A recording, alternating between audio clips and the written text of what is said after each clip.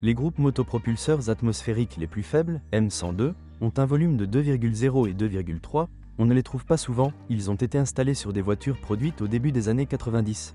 Parmi les affections courantes de ces moteurs, on peut noter la courte durée de vie de l'arbre à cames et de la chaîne de distribution 100 à 150 000 km, le gaspillage d'huile apparaît en raison de l'usure des joints de tige de soupape et les supports de moteur tombent rapidement en panne. À ce jour, la plupart de ces groupes motopropulseurs ont subi une refonte majeure, la seule question est de savoir quelle était leur qualité et quelles pièces ont été utilisées.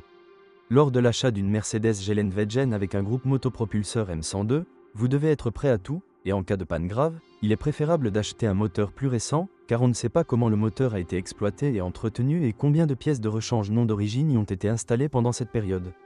Les voitures plus récentes sont équipées de moteurs M103 d'un volume de 3,0 litres. La conception est très similaire à celle du moteur de la série M102, mais possède un plus grand nombre de cylindres. Les inconvénients courants de ces groupes motopropulseurs comprennent un fonctionnement instable du moteur, se produit à la suite d'injecteurs de carburant obstrués. Mauvaise qualité du joint en forme de U du capot moteur avant, il commence à fuir avec le temps. Comme pour l'ancien moteur, les joints de tige de soupape doivent être changés tous les 100 à 150 000 km. Si vous ne le faites pas, la consommation d'huile de marque coûteuse vous surprendra désagréablement. La chaîne de distribution commence à s'étirer sur plus de 150 000 km, accélérant simultanément l'usure du tendeur et des pignons. Compte tenu de l'âge avancé du groupe motopropulseur, nous pouvons affirmer avec certitude que pendant le fonctionnement, d'autres pannes associées à l'usure naturelle se produiront. Les deux moteurs, avec un entretien approprié, peuvent parcourir plus de 500 000 km sans problème sérieux. En 1994, le M103 cède la place au moteur M104. Cette unité de puissance est devenue plus fiable, mais pas idéale. Le principal problème de ces moteurs est la fuite du joint de culasse et du boîtier de l'échangeur thermique du filtre à huile. Vous pouvez également noter la tendance du moteur à surchauffer. La principale source du problème est le mauvais état du radiateur de refroidissement et du visco-accouplement, dont la durée de vie dépasse rarement 100 000 km. En raison d'une surchauffe du moteur, la culasse se déforme généralement. Lors de l'utilisation d'huile moteur non d'origine, le risque de colmatage de l'injecteur d'huile augmente, ce qui entraîne des rayures dans les cylindres et un fonctionnement plus bruyant du moteur. De temps en temps, il est nécessaire de vérifier l'état des faisceaux de câbles sous le capot. Avec le temps, ils se fissurent et peuvent court-circuiter. Très souvent, cela entraîne une défaillance de l'unité de commande du moteur. Avec un entretien approprié, le moteur ne nécessite pas d'intervention sérieuse jusqu'à 400 000 à 600 000 km. En 1998, ce moteur a été remplacé par un groupe motopropulseur plus complexe de la série M112. Comme pour les groupes motopropulseurs plus anciens, l'augmentation de la consommation d'huile est considérée comme un phénomène courant. Il peut y avoir deux raisons, la contamination de la ventilation du carter par des dépôts de carbone et l'usure des joints de tige de soupape. Les propriétaires constatent souvent l'apparition d'une fuite d'huile à travers le joint de l'échangeur thermique à huile. Lorsque vous utilisez de l'essence de mauvaise qualité, vous ne devez pas compter sur un fonctionnement à long terme des injecteurs, 60 à 80 000 km. Le problème se manifeste par une baisse de puissance. La durée de vie du moteur de cette unité est d'environ 300 plus 000 km. Le moteur V8 M113 de 5 litres présente des inconvénients et une durée de vie similaire. Le M113 a été remplacé en 2007 par le moteur M273 de 5,5 litres plus puissant, considéré comme le plus infructueux. Les pignons en cermet de l'arbre d'équilibrage s'usent rapidement, des problèmes surviennent souvent avec les volets du collecteur d'échappement et les bouchons du collecteur d'échappement fuient. Pour les versions chargées de la voiture AMG, des moteurs des séries M113, M137, M157 et M275 ont été utilisés. Le groupe motopropulseur M137 s'est avéré peu fiable. De ce fait, il a été installé pendant une courte période, de 2002 à 2003. Le plus souvent, des pannes surviennent dans les systèmes d'allumage et de commande en cas de fonctionnement déséquilibré des cylindres, ainsi que dans le système de désactivation de la rangée gauche de cylindres AS. D'autres problèmes courants incluent des fuites dans les échangeurs de chaleur et des filetages faibles dans les trous des boulons de culasse. Les moteurs M157 et M257 plus modernes ne sont pas non plus sans problème, et compte tenu de qui les conduit et comment, les problèmes avec eux peuvent être très graves et coûteux. Mais si vous avez l'argent nécessaire pour acheter et entretenir une voiture de 550 chevaux, ne vous inquiétez pas trop, car en cas de problème, vous pourrez vous charger des réparations. Les anciens moteurs atmosphériques OM 602-603 sont non seulement simples et fiables, mais ont également une durée de vie impressionnante, environ 1 million de kilomètres. Mais ils ont aussi un point faible, les moteurs sont sujets à la surchauffe. Par conséquent, vous devez surveiller attentivement le niveau de température du moteur et l'état du radiateur, des tuyaux et du liquide du système de refroidissement afin de ne pas surchauffer le moteur. Si ce problème survient, il faudra dans la plupart des cas remplacer la culasse. Le moteur 3 litres, OM 606, développant 177 chevaux n'est pas considéré comme moins performant. En règle générale, les premiers problèmes sérieux apparaissent après 400 000 km. La maladie la plus courante de ce moteur est considérée comme l'usure des roulements de bielle, il parcourt 400 à 500 000 km. Les problèmes mineurs incluent des dysfonctionnements dans l'unité de relais K40, le problème peut être résolu en ressoudant l'unité. Son principal inconvénient est que le capteur de température de ce moteur est mal situé, de ce fait, les conducteurs découvrent souvent tardivement que la température du moteur est à un niveau critique. Il existe une forte probabilité de surchauffe avec toutes les conséquences qui en découlent. Pour restaurer le groupe motopropulseur, les mécaniciens vous demanderont au moins 1800 $ pour remplacer la culasse.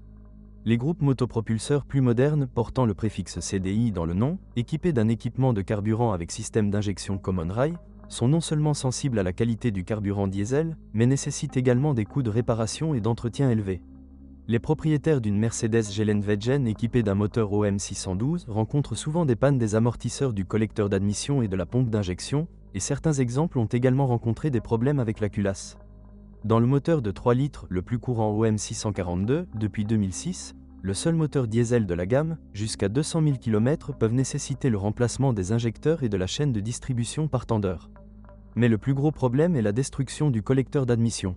Une fois détruite, les particules du collecteur pénètrent dans la turbine, endommageant ses pales, son arbre et son mécanisme de changement de géométrie. Si vous surveillez l'état du collecteur, la turbine durera au moins 200 à 250 000 km. Pour éviter des réparations coûteuses et imprévues, il est nécessaire de changer les bougies de préchauffage à temps. Le fait est que lorsqu'elles ne fonctionnent pas, elles collent rapidement et il n'est pas toujours possible de les dévisser naturellement, la culasse doit être retirée pour percer. La bougie d'allumage grillée. S'il y a des bruits parasites et des vibrations pendant le fonctionnement du moteur, faites tout d'abord attention à l'état de l'accouplement de la poulie de Villebrequin. Le moteur 4.0 CDI le plus puissant, OM 628, présente de graves défauts de conception avec l'équipement de carburant, qui entraîne des réparations coûteuses et constantes et accélère également considérablement l'usure du groupe de pistons et des culasses. Le plus souvent, les équipements de carburant qui nous dérangent sont les injecteurs piézoélectriques et les pompes d'injection de carburant. En règle générale, la chaîne de distribution commence à s'étendre sur plus de 200 à 250 000 km et, souvent, au même kilométrage, la turbine doit être remplacée. La solution à l'un de ces maux nécessitera des investissements importants. Il convient de comprendre que la plupart des groupes motopropulseurs Mercedes Geländewagen ont déjà été affectés par le temps. Vous devez donc vous préparer à la panne des unités de commande, des relais et de toutes sortes de capteurs dès les premiers jours de l'achat d'une Gelica d'occasion. Sur une voiture de plus de 10 ans, le câblage devient sec en raison de l'âge, les fixations tombent en panne et des fuites d'air apparaissent. La peinture est assez faible, surtout sur les voitures des dernières années de production. De ce fait, la peinture de l'avant de la voiture, des passages de roues et des bas de caisse est rapidement sablée et nécessite une mise à jour constante. De nombreux propriétaires de Mercedes Geländewagen, afin de réduire les coûts, se sont empressés de recouvrir la carrosserie d'un film protecteur. Malgré le fait que la voiture ait des lignes de carrosserie droites, il s'est avéré que Gelic est l'une des voitures les plus difficiles à recouvrir de film, le coût d'un tel travail est donc assez élevé. Avec l'âge, de nombreuses questions se posent quant à la résistance à la corrosion de la carrosserie. Les charnières de porte sont considérées comme le point le plus faible, elles commencent à se corroder après 5 à 6 ans de fonctionnement. Au cours des premières années de vie d'une voiture, la peinture s'écaille sur les charnières extérieures et des traces de rouille peuvent également apparaître. Sur les voitures de plus de 5 à 8 ans, d'importantes traces de rouille peuvent être trouvées sur les soudures, le cadre de pare-brise, les bas de caisse, le haillon et les gouttières de toit. Sur les voitures des premières années de production, les supports de montage de la carrosserie, les amortisseurs et les ressorts de support arrière pourrissent et tombent du châssis sans entretien approprié. On peut également retrouver de la rouille au niveau des optiques arrière, et en l'absence d'écran de silencieux calorifuge, sur le plancher de la carrosserie. Le développement de corrosion sous une couche de peinture est considéré comme un phénomène assez courant. Des zones de peinture gonflées indiqueront la présence d'un tel problème. Si le problème n'est pas résolu pendant une longue période, il peut arriver que l'acier à cet endroit pourrisse. Le système d'échappement et les bandes de fixation métallique du réservoir de carburant sont également sujets à la corrosion. Les versions à 5 portes des voitures ont une forte probabilité de fissuration du mastic au niveau des joints à l'arrière, tandis que les versions à 3 portes et les cabriolets n'ont pas ce problème. Le numéro 20 de la carrosserie nécessite également une attention particulière. Le fait est qu'il est situé sur le cadre au niveau du passage de roue avant et est exposé à l'humidité, à la saleté et aux réactifs. Le châssis est un autre point faible de cette voiture. Si son état n'est pas surveillé, il peut se corroder au point que son utilisation n'est plus recommandée. Souvent, les moulures et les joints de porte ajoutent des maux de tête aux propriétaires, ils se décollent. Les propriétaires considèrent souvent le pare-brise comme un consommable, car lors de déplacements fréquents sur l'autoroute, il doit être changé tous les 30 000 à 50 000 km, et la raison ici n'est pas la qualité du verre, mais son mauvais emplacement. Un autre problème chronique est l'usure des axes des essuie-glaces et l'aigreur du mécanisme d'entraînement du toit ouvrant. Sur les véhicules équipés d'un toit ouvrant, les drains doivent être nettoyés, sinon le haillon pourrait commencer à fuir. Au fil du temps, les portes commencent à mal fermer et les vitres des vitres latérales commencent à trembler, surtout lorsqu'elles sont entr'ouvertes. La Mercedes Geländewagen était équipée d'une boîte manuelle classique à 5 vitesses, installée uniquement sur les voitures des premières années de production, et d'une transmission automatique. Le plus intéressant est que Geländewagen a utilisé presque toutes les transmissions automatiques produites par le groupe Mercedes au cours des 30 dernières années. La mécanique, comme les anciennes boîtes automatiques, 722.3 et 722.6 à 4 et 5 vitesses, est simple et fiable. Leur durée de vie au capital, selon les conditions de fonctionnement, est de 300 à 500 000 km. Pour restaurer la fonctionnalité de la boîte, ils demandent de 1000 à 2000 $. Les propriétaires de voitures équipées de telles boîtes de vitesse connaissent une caractéristique telle que le gel de la transmission automatique. Cela signifie qu'en cas de gel intense, la voiture n'ira nulle part à moins qu'elle ne se réchauffe pendant au moins 10 minutes.